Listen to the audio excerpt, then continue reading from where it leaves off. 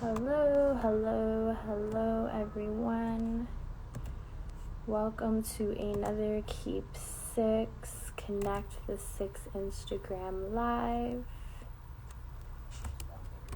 I am your host, Rachel, and we have a very interesting live today with Marcia Shelton from the Yonge Street Mission. We are going to be talking about what she does as Director of Family Services, and also how Yonge Street Mission has been affected by COVID-19, how families have been affected by COVID-19, and what supports they need to ensure they're able to support their community.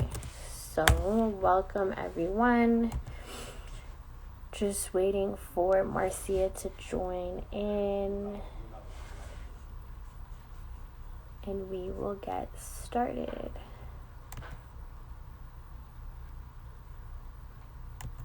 Hello, hello, hello. Hi, Carrie. Hi, Vanetta. Hey, cousin. Welcome, welcome, welcome. Oh, I see Marcia. Hello, hello, hello, everyone. All right, there we go, yes.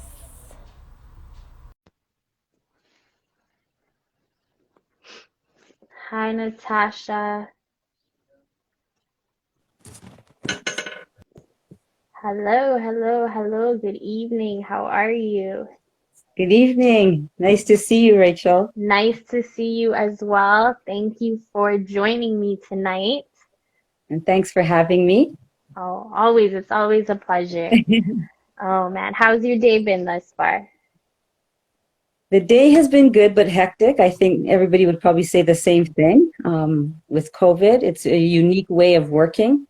So I Yep. work from home and at home and on site at Yonge Street Mission. So it's good, but it's challenging. It's different, right? It's getting used to the new quote unquote normal. Exactly. Right. But But it's also a good time of self-discovery too, right? I was just gonna say that I've spoken to so many people, and it's almost like a blessing in its own way, in its own disguise, and really being able to take that time, one, to come together as family, hmm to sort of rebuild that village that we often talk about, but also for your own self-discovery and understanding. So Correct. I want to thank you for joining us. Um, you are someone with a wealth of knowledge, and I can only imagine how, especially in your line of work, what you've seen, especially with COVID-19, how it's affected families and the community. So I really wanted to take the opportunity to talk and highlight um, some of what's currently going on within the city, what Young Street Mission has done itself, and in terms of how what efforts your organization is doing to assist those in the community, but also how us as a community can help, because I can only imagine now how much more is needed currently, especially with COVID-19. So I guess to start off, I will let you introduce yourself for those who do not know who you are. So if you want to introduce yourself, who you are, what you do, and then we can go from there. Okay, great. So welcome, good evening, everybody. And I saw some people saying hello to me, so I shout out to those that I know personally. My name is Marcia Shelton. I'm a single mother of two young adults. Um, I am a friend, a daughter, an auntie. I am the director of family services at Yonge Street Mission. I am a person that works hard, loves life.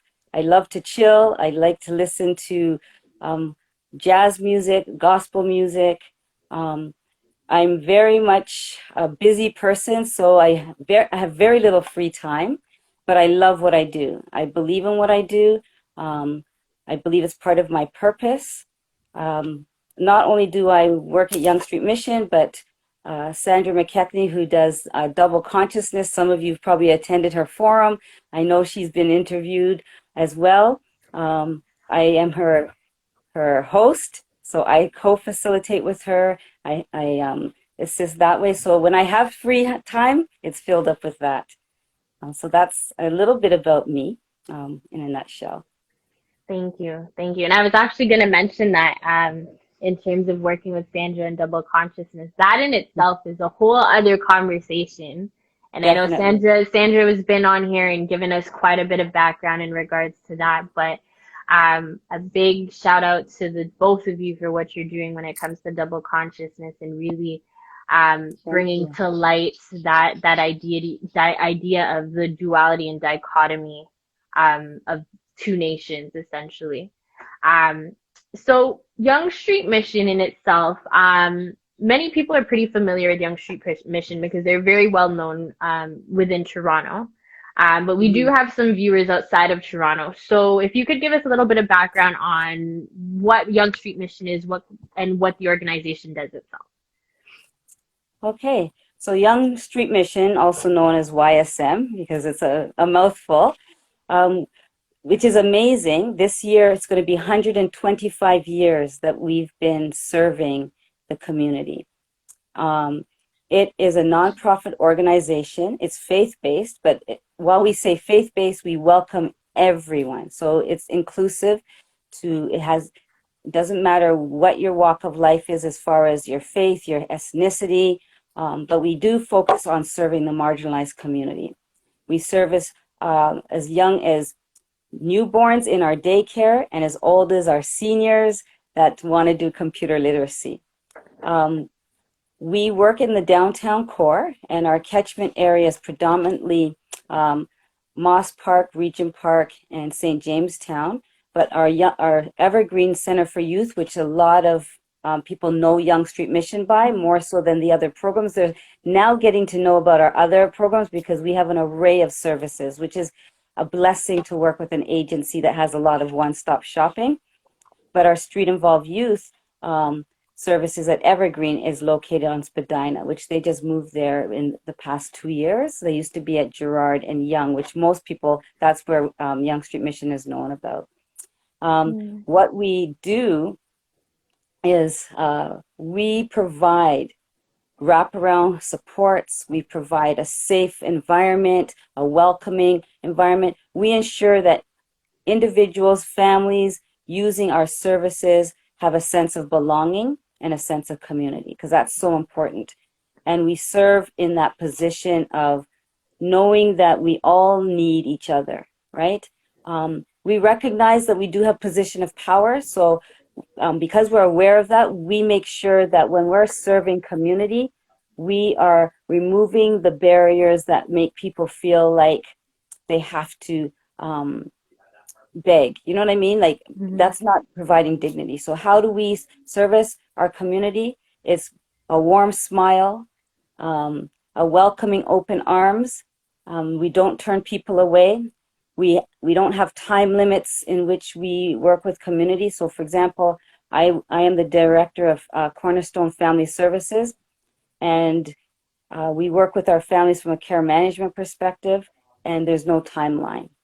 Um, we have a food bank, which we're known for, and that has been an interesting year. Last year, when COVID broke out in March, and we're a nonprofit, so most of our services are from donors that are supported by donors and supported by funders. We have an employment services. We have rent geared to income housing. We have our Evergreen Center, which has food services and healthcare services. And many of you have heard of the Hope program, which is run by Eddie and helping offenders. Oh my goodness, always sorry, Helping Eddie. I just blanked offenders. out, but I had to give Um, shout out to Eddie in the Hope program. and Um, he's on here right now too. Helping offenders on probation Probation excel. There Excel. you Yeah. go. Hi, Eddie. So it's an array of services, and I can go on for a long time about that. So you're literally a one-stop shop. A one-stop shop, but we also need partners. right? As much as we have a lot of services, we are also an agency that believes in partnerships and collaboration. It's a community. It's working together. It's sharing knowledge and resources, and then we have Mm. greater impact. So it's not about trying to be the champion, but it's really leveraging the community, Yeah. agencies, supports, resources to best support our community members to thrive, to move from instability to stability. Right, right. No, and that makes the most sense, especially as a community organization, right? It can't just be Mhm. done by one organization or one individual. It really takes the whole community to come together, whether it be from a financial backing Exactly. standpoint or being able to provide employment services or from a mental health standpoint as well, Hmm. especially now with COVID, the amount of individuals who are now suffering from mental health or Hmm. emotional trauma associated. So really, for those that are watching, if you are able to support in any which way, feel free to reach out to Young Street Mission to see if there's some way that you may be able to partner and really assist YSM and what they're doing because you guys have your hands full. Yes, we So if we do. can help out in any which way possible, by all means, for sure, reach out. So, as Director of Family Services, and I know you've spoken about this a little bit, and one of the things that I think really separates your organization from others is the fact that there isn't a time limit. Because with a lot Hmm. of organizations, they may say you can have assistance for it could be a short term, like 6 months, it could be slightly a little bit longer, 1 to 2 year term. Um, so, with family services, what are some of the supports that are provided for individuals? And I know you've really been able to provide a program that allows individuals to approach with dignity, as you mentioned before, because for some people it could be um, slightly embarrassing for them to reach out to say, I'm in need of some sort of support or assistance or what have you. What are some of the supports that family services provides to those in the community? So, first of all, I would like to state that our services at YSM, Cornerstone Family Services, does preventative and restorative work because it's both. We need to destabilize, prevent our families from being destabilized, but we also have to do the restorative. So families that are not stable have a safe space to gain their legs again, gain, hope again, be strengthened, revitalized, restored, right? Um, we work from a RISE model, which basically is respond, engage, right? Respond, invite, support, and engage. RISE, that's our RISE model. We believe in that. And how do we respond? It's, for example, the food bank could be the gateway to having families referred to us. Sometimes we work collaborative, not sometimes, often we work collaborative across the mission, where, for example, Eddie will refer somebody, a family, a single mom to our services.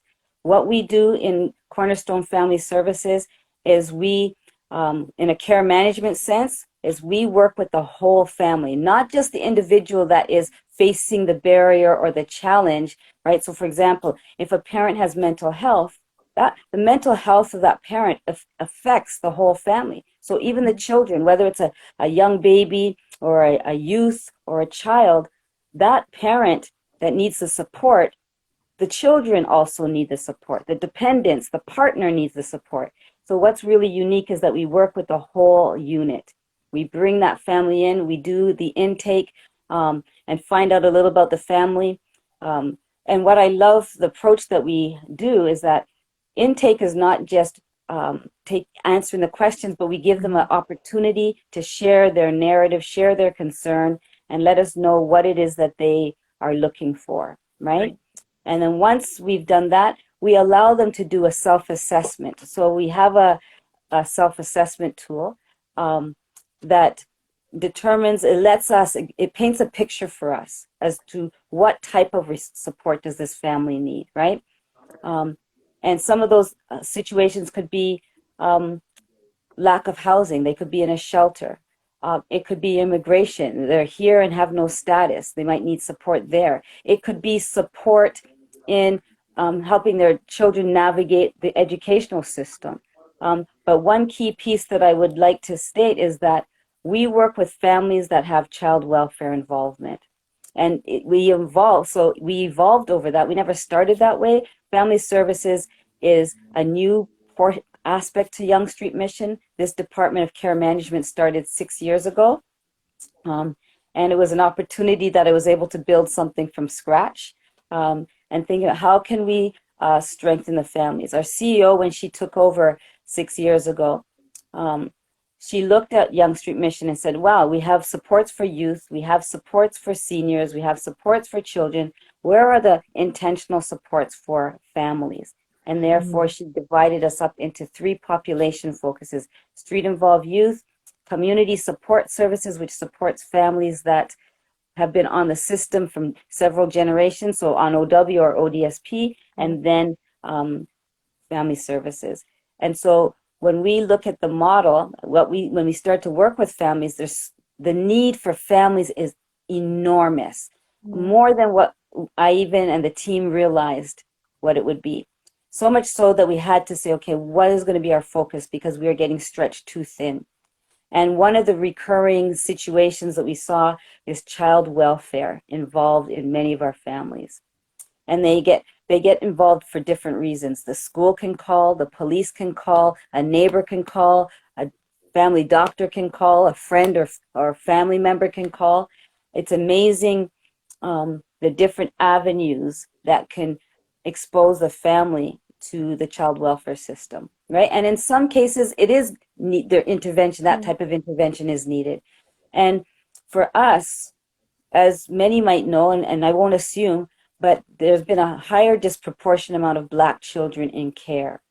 And we have been working with Black families. So we receive all families, but there's a focus with our partnership, which is a blessing with CAS of Toronto, when they heard of the work that we're doing, working with families. So we go to court with them. So pre-COVID, we'd actually show up to family court, criminal court.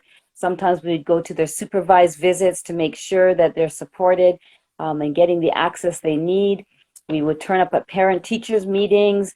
We would turn up at doctor's appointments, medical appointments, whatever it needs to support the family. Immigration hearings, there is no limit. We do home visits and making sure that, so we look at the safety plan that child welfare would set for the families, because like I said, there are some major concerns, there are real concerns, but then there's some concerns that could be mitigated. And so we are working, which I have to say, this isn't a unique partnership. We are working with families to prevent sometimes files even being opened, right? So if CAS has to go in if they get called, they have to go and investigate.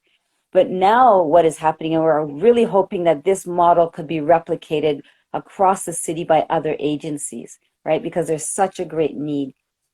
But if we can do the preventative work of helping parents, they may be new to the country and they don't understand the child welfare expectations, they don't understand the educational system. There's so much that they might not understand. If we could educate them, that's preventative work, saying, okay, here in Canada, spanking a child is not acceptable. Here are some tools. We can get you into some parenting classes so you understand parenting in a Canadian context, right? Poverty is not, and it's clearly also affirming parents. Because you might have low income, it doesn't mean that you're not a good parent, right? Poverty does not mean poor parenting, right? Poverty is a systemic issue. And so we're looking at and addressing systemic barriers to employment. So we have employment services that we use. We have our mental health services that we use. We have our food services. We've got our computer literacy that teaches our adults and our children and gives them their computer skills, so that gives them a level playing field to apply for jobs, to excel in their education. We have tutoring. We have our family-to-family mentoring program. What is that? You know how you have career mentors, you have peer mentors. Well, I was working with a family one time, a parent, and it was a heart-wrenching story, which I won't get into, but it was enough to make me think families that are isolated need support. They also need healthy role models around parenting. So that birthed our family to family mentoring. And so we look for families that are looking to do something together as a whole family, that are stable, that have healthy boundaries, that know how to make some good decisions, that have gone through some challenges in life but successfully overcame them, right? Because of the supports, the healthy relationship. So if we can connect our families that are isolated or struggling with a family that is thriving, and they build a relationship of mentoring, then they're not depending on the agency, they're building community support. And we're removing that where the agency is their end all be all, but now they're building meaningful relationships of other resources so they can learn from other parents. They can see how they manage and handle children. Children are learning how to respect parents or authority, or to work together as a whole unit of family. So those are some of the things that we do. And we can work with a family up to 4 years, 5 years, whatever it takes to stabilize a family. That's what we're called to do. And whatever it takes to restore the family, to close a CIS file sooner than later, or prevent it from happening, or even sometimes helping with kinship, looking for family or friends, close friends that could become the kinship if it really is that the parent is not capable for various reasons. So those are some of the things that we've done and do. Wow. Wow. There's so many. This is more than I had no idea. Like I had a somewhat of an idea of what you were doing, but now I'm just like completely blown away. This is amazing, amazing. And we have so many comments in regards to Vanetta saying the preventative work is the most effective and cultural and associated barriers are not taken into consideration when the system makes decisions, which is true.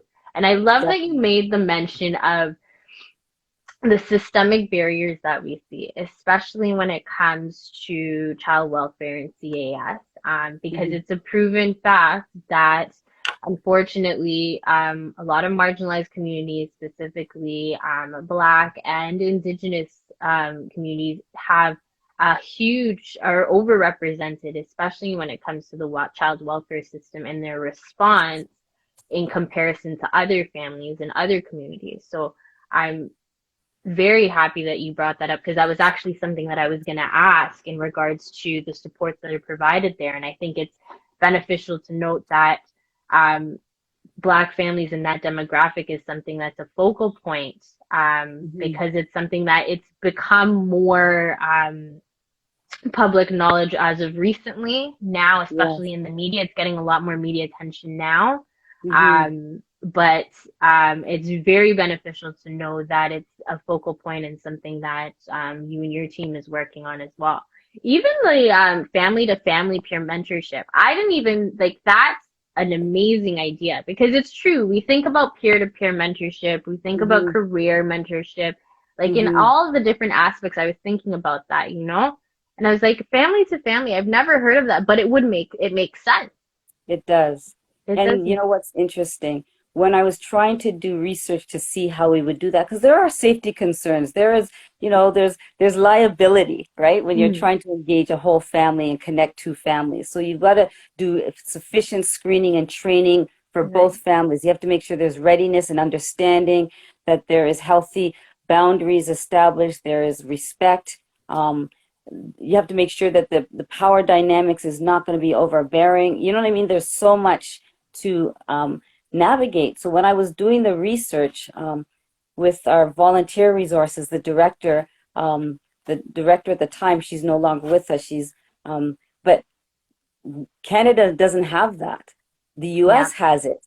And so it's like, wow, this is something new. So our desire is to really build a model again that's replicable across the city and across the province and across the country, right? Um, and so if we can build that, and so the challenge is getting enough mentor families because it's still very new, right? And Right. and having the whole family engaged, that feel that they can contribute, right? It is something phenomenal. We've seen the positive effects of it. It's an 8-month commitment. But the goal is that after those 8 months, that those families are so connected that they continue the relationship. So we Right. have some amazing stories that they've gone on. Some families have been connected for 2 years. And one of our families that we used to work with that came to us for support, a single mom with 3 children. When she came to us, she didn't have any status to work in Canada. It was a struggle, so there was no income. And this is what people don't realize. When there is no status, you are not, you have no access to OW or ODSP. You do not get a child tax benefit. You cannot get employment. So there's some perks and quirks that you get from having status that families that do not have status cannot get. So they're in a shelter and they have to rely on the little P&A. Well, they don't call that much anymore, but that's what they have to depend on. So this mom came to us. The beautiful story of this mom, she was committed. We were able to support her. She got her status. We got her employed. She is doing amazing. We got her employed. She loves working with children, so she's working in a daycare. And we had a mentor family for her. She's still very close with that mentor family. And now she is a mentor to one of our families that we're serving. So it's now extended. So as I talked about the RISE model, respond, invite, support, and engage. The Mhm. engagement is now, once the family is stabilized, is that now they have an opportunity to give back, right? And that's the beautiful thing about being a mentor. It doesn't end there, but you're now able to glean from your experiences and empower and help build community, because we really believe healthy families are the foundation to healthy communities. And that's Yeah. what we believe at Yonge Street Mission, as we support street involved youth and get them connected with mentors and support them as they become parents, right? Many youth are coming out of the child welfare system. Why? Because preventative work wasn't done. We support our elderly, right? We support those that are have been on the system generationally, from one generation to another. All of that is community. So if we can strengthen family, we can stabilize community and mitigate a lot of the challenges that society faces. Right, right. And I like what you mentioned in regards to looking at it from a family perspective, because like you said, if a parent is going through has some sort of mental health trauma, for example, it does affect the kids. And a Mm-hmm. lot of times it's not thought of in that way. And so with Mm-hmm. this family to family mentorship, when one family, let's say, graduates almost, it's almost like you're building your own sort of alumni in terms of where they're now handing or taking it upon themselves to assist the next family. And with Correct. that, it builds a level of trust in Mm-hmm. that for some, and I found that even within my own work, at times when somebody is coming to be that mentor and it's someone who maybe is coming from a different walk of life or a different background, it's hard to build that level of trust. It's hard to Mm-hmm. build that relationship. Whereas when you have someone who's gone through similar experiences to what you've gone through, is able to relate and say, I've gone through this family to family mentorship. I'm a living example of how this has assisted me and what successes I've had from it. It it's people are, I feel, more inclined Mm-hmm. to want to commit within the program itself. And correct me if I'm wrong, but just from my own work and what I've seen, I find when there's that real life mentorship, it's so much more Mm-hmm. meaningful than it being just somebody who's um, not to knock anyone for this, but say someone who's gone to school and has come out and said, okay, I've done the textbook work and now I'm here to mentor Mm-hmm. Mm-hmm. you. So, No, it's 100% truth to what you're saying. Lived experience does impact how we interact, and it also impacts on how we understand. The lens that we look through is a lot from our experiences. So right, um, it is good, because then it removes the judgment, right? It removes the biases that somebody might come in and have. If you've come from an affluent family, right? And we know that just from societal statements of historically is when people think of poverty or street involved individuals or homelessness, you'll hear comments, oh, they should just get a job, or, oh, it's Yeah. because they have addictions, right? But when you've walked the life that's been, so for example, COVID's a good example of that. There are a lot of people that were one paycheck away from poverty, right? That job, they live paycheck to paycheck. With COVID happening, mom and pop shops have been closed. Hmm. Businesses that were thriving had to scale back and cut staff, right? Now what's happened to those families? They're on EI, right? They have to go and apply for surge, all these, and then when that runs out, then what happens if they don't get a job? So the stereotype of what poverty is actually now changed. And so when you have families that come from, so I will say that we have had families that from affluent neighborhoods to come and serve, right? But they're also learning too. So Right. it's challenging their perception, and it's also teaching their children to be thankful. So there's a win-win. So it's not a position of power that we set up. It's a position of collaboration and learning from each other, setting that you can learn to cook some dishes from your family that that you are going to come and mentor. The mentor family is also going to learn, right? You're going to understand the resilience and the strength of our Hmm. families that are marginalized, that have to deal with so many systemic barriers. That, wow, you didn't have income, you didn't have education, and you have hope. Can you imagine the message that's telling those that have never gone through some struggles? There's an admiration that could take place, a respect that could take place. So it's a win-win for everybody if it's the right people, right? So it is about readiness. It's really about humility. It's really about having a heart to serve, a position of learning, willing to unlearn what you what you think you know, right? And to Yeah. learn some new things, right? Yeah. And I think that's very big, the willing to unlearn, Mm-hmm. because sometimes we've been so stuck in our own perceptions. Yeah. And it really takes that time to unlearn to be willing to relearn. Mm-hmm. Mm-hmm. Definitely. So now that we're almost a year into COVID-19, I'm sure that this last year has been immensely busy for YSM as a whole. Um,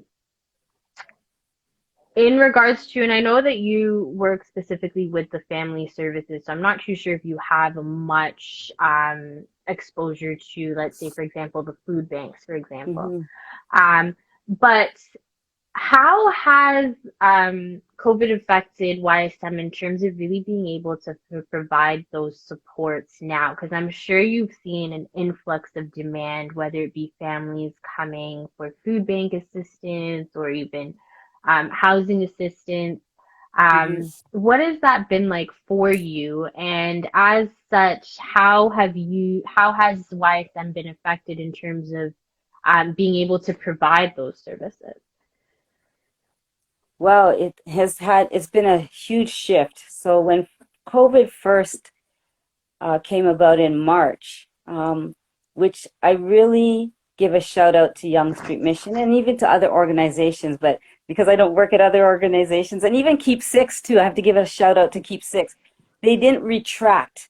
This was the time that we actually have to band together, roll up our sleeves, and do the work, right? So what I loved about what Yonge Street Mission did, they our senior leadership, um, under the leadership of our CEO Angie Drasovic, made a decision, a conscious decision, that they were not going to lay off staff, and that we are going to redeploy staff that do not have enough work at home to serve and work in the food bank. Our food bank generally served 500 people plus per week. When COVID hit, we were hitting 2,000 people a week. A Wow. lot of our staff were redeployed to the food bank. Um, and the lineup was long. So I don't know if anybody knows the area, but we're located at Gerrard and Parliament. And north of us is Carlton. The food bank would be open, our doors open at 10 o'clock, and we would operate from 10 to 2. Tuesdays to Fridays. The lineup would sometimes reach Carlton. People would be lining up from 8 o'clock. I would come into work sometimes, I'm thinking, oh my goodness, there's like 30 people. And before we open the doors, the lineup is like way down the end. What was amazing is the collaboration and the support from donors, from community members, volunteers, other agencies providing food services, making sure that YSM was able to have fresh produce. How COVID impacted our community members that use the food bank. Many food banks had closed because they didn't have the capacity, the staffing. Um, the other piece is that how our food bank ran is that individuals used to come in. So we used to have it in a dignified way. They weren't pre-made grocery bags. The individuals used to come in, families used to come in, and they got to choose what they wanted, whatever they needed. Mm. What shifted it during COVID, we weren't allowing anyone in the building anymore because of COVID. So we had to make sure that we created safe space, sanitization, social distancing, wearing our gloves, wearing our masks, constantly wiping down. And so what happened with that is we had to make sure that the lineup had the 6 feet distancing. So it made the lineup even long. Then the bags became pre-made. So people were not able to choose their food the way that they would have liked to if they went to a grocery store. So that piece was a challenging piece because we really believe in dignity, right, for the individuals. But we were able to continuously keep our doors open for our community members from the food bank. And we knew also, too, that that would not be sustainable to do 2,000 individuals every week. And we were servicing, so we became one of the key food distributors of we weren't the only ones, but there were others for the city of Toronto. So as I said, we had a certain catchment area, but then we expanded that. Our mental health services that is led by Elaine Paz. Our clinicians at Yonge Street Mission are phenomenal. They became virtual, and so and servicing our community members of all ages. And you know what? I think everybody realized too, within the marginalized community, the challenge could be around access to technology. So if our Mm-hmm. families didn't have internet, they didn't have maybe a laptop or a cell phone with data, a lot of the virtual services are not accessible, right? Right. So in those situations, we looked for resources. So where the city or the school had resources or different funders had resources where they were giving away laptops if you put your name in. It was limited or Wi-Fi. But we also opened up one of our buildings by appointment only because it's seen as an essential service that they would come on site, which we would make sure they have a mask, we'd do the sanitizing, there'd be social distancing so that they would have mental health supports. Or even if they had access to technology, they might not have had privacy at home. And those are things that people never thought about. So think about it. You live in a one-bedroom apartment, you're under house, so there's 5 of you in this one-bedroom apartment. You're not going to want to have a virtual mental health Yeah. counseling session with everybody hearing, right? So that was another piece that we accommodated individuals to come on site, families to come on site to have their private sessions when needed. So those are the 2 key areas. Street involved youth. Hope, our Evergreen Center, did not close. They provided hot meals. They did handout meal bags prepared. They were still doing a lot of work, just like what Keep Six has been doing, very much engaged, finding out the need, meeting the need, going, addressing the need. And we also had on Tuesdays and Thursdays hot meal bags too for some of hot sandwiches that were provided for by one of the restaurants that supported Yonge Street Mission. Yeah. So you really were able to adapt. Mm-hmm.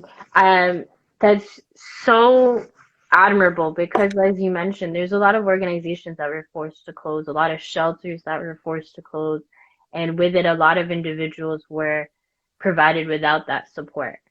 But being able to stay open, open doors. I know Eddie Blue, correct me if I'm wrong, but I believe Eddie also had a program where they were handing out phones for some of the street involved youth at that time because it's true with a lot of places closed, access to technology and even having access to a device to stay in touch with loved ones is Hmm. was very limited at that time too. So Yeah.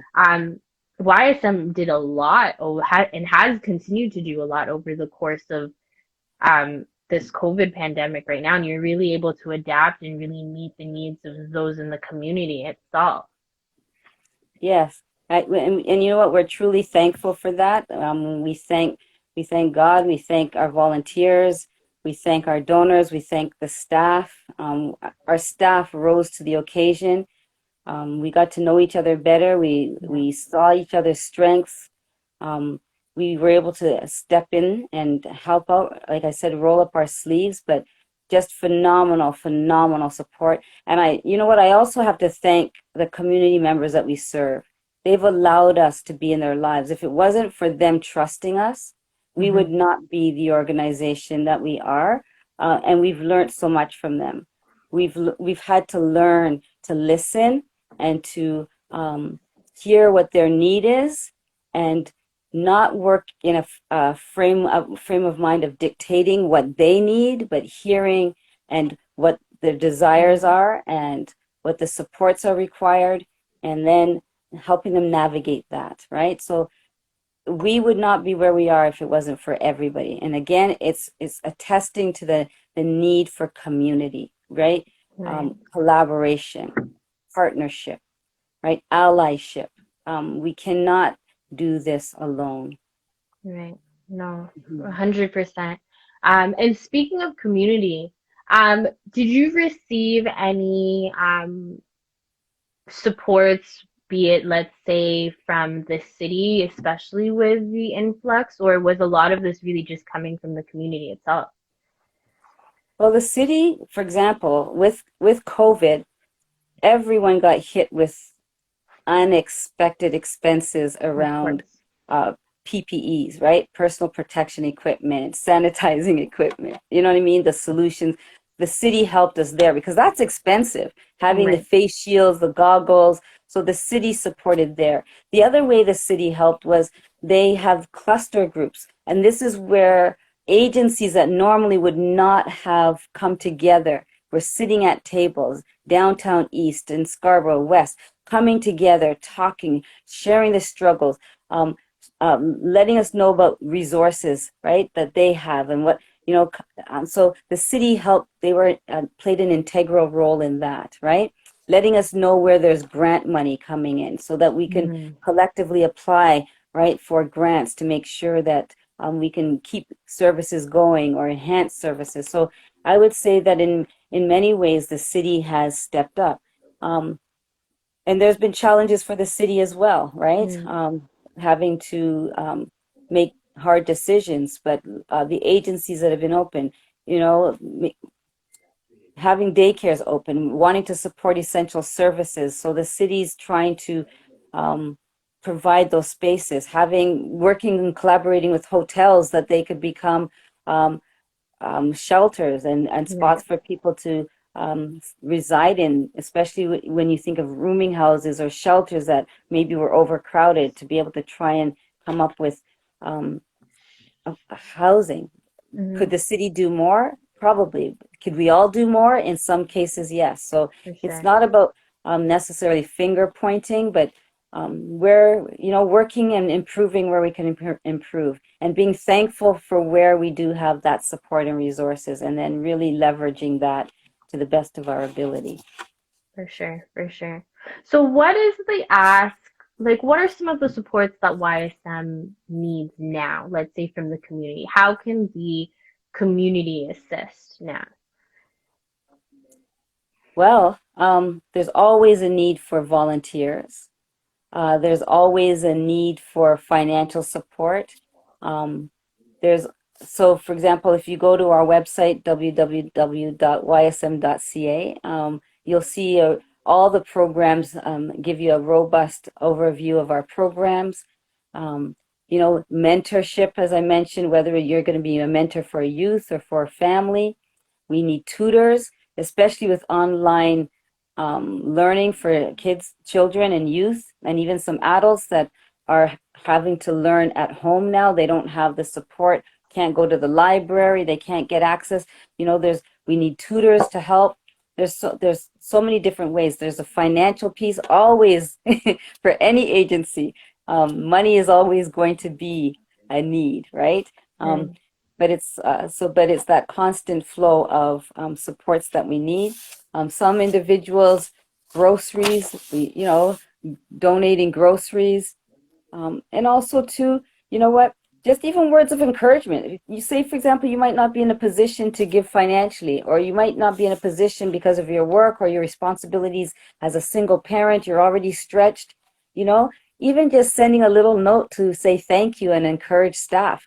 Um, words of encouragement go a long way too, and people don't necessarily think about that.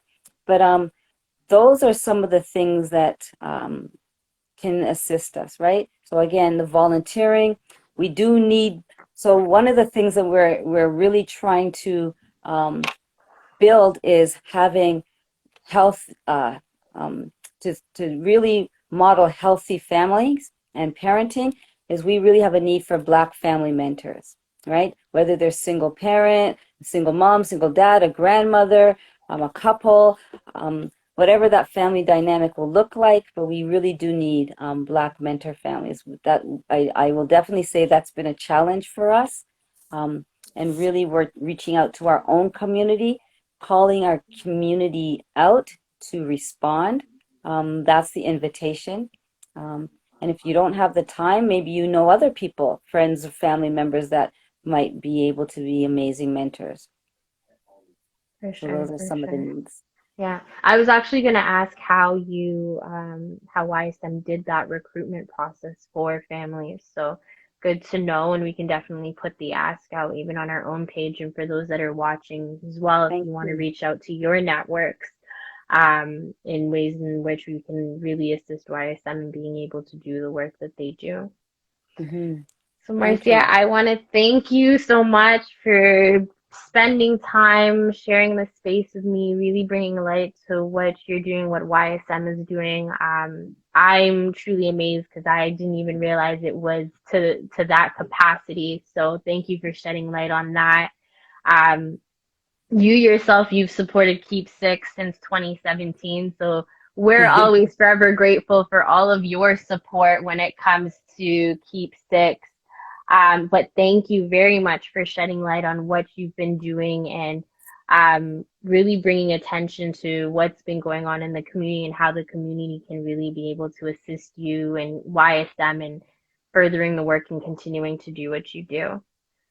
Well, thank you for giving me the opportunity to uh, just share the phenomenal work that with people that I get to work with every day, amazing individuals. Like I said, Eddie and his program, many of the mental health supports, those that work in the food bank. There's so many of them. And so if any of them are listening and I didn't call out your name, it's not because I didn't think of you, but it's just too many to name off 138 people. But thank you even to Keep Six because they've supported our families many times through Richard. And so again, it's the network that we're able to build. And Mhm. I feel honored to be here tonight, this evening, to share. And thank you for allowing um, YSM to share the work that we're doing that we believe in and we're passionate about because we do believe that we can end chronic poverty one generation at a time. For sure, 100%.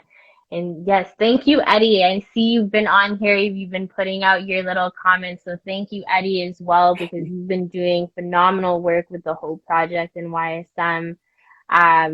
But yes, to anyone who's able to reach out to YSM, if there are any supports that you can provide, be it either Black family mentorship, financial support, or really just to reach out and see what you may be able to provide because you really don't know how you can help until you ask, right? So, thank you again, Marcia, for sharing the space with me. Thank you, everyone, for watching, and I hope you have a great night.